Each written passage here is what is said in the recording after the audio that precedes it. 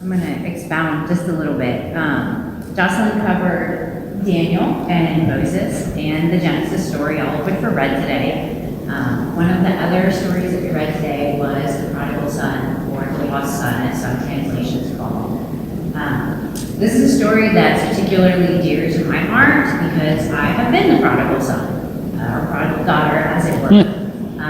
I have spent years of my life going my own way and seeking after what I thought was right. Not staying in connection with God, not staying in connection with my family, just making the choices that I felt like. And went through some really difficult times because of it. Now, I can't say that I was ever feeding pigs or anything like that, but there were certainly times where I didn't have food to eat, and I didn't know what was going to happen the next day because of choices that I had made, the situations that I found myself in. There were times where I wasn't sure that I even believed that God existed, never mind whether he had forgotten about me or not.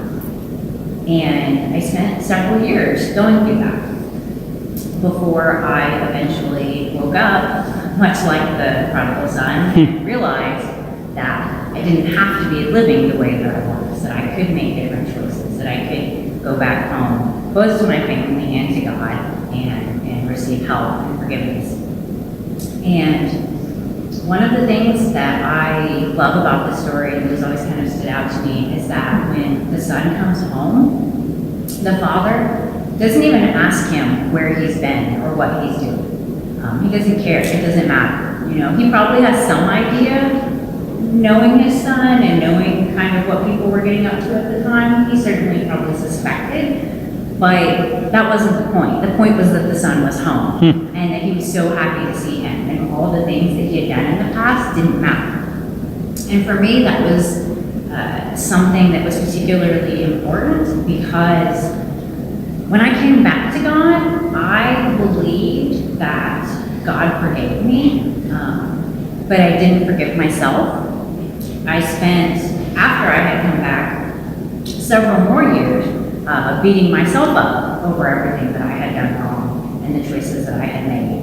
And even though I knew that God forgave me and I accepted that, I was just completely unable to forgive myself and let go. I fixated and I thought all the time about all the bad things that I had done wrong and how terrible I was. And around that time, a song got particularly popular by the David Crowder Band, although they weren't the originators, but it got popular by them singing, called "Oh, How He Loves Us."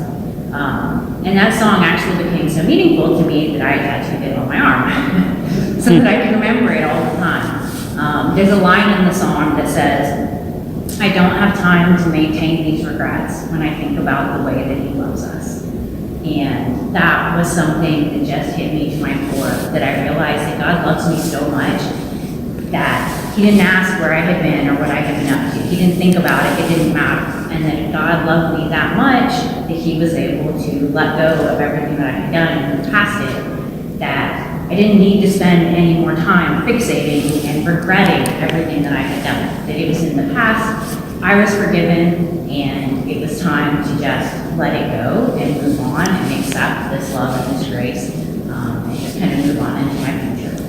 So I know that some stories like the Prodigal Son are told in church a lot, and they can get to be where we hear it and we're just like, oh yeah, I've heard that story 100 times. Like, I already know that one. It's no big deal. But when you live that life, there's still, nuggets to be found in there. And there's reasons that Jesus tells us these stories, even when we hear them over and over again. For some of us, they were very, very applicable. So anyway, just wanted to share with y'all about that. And with that, we are going to wrap up and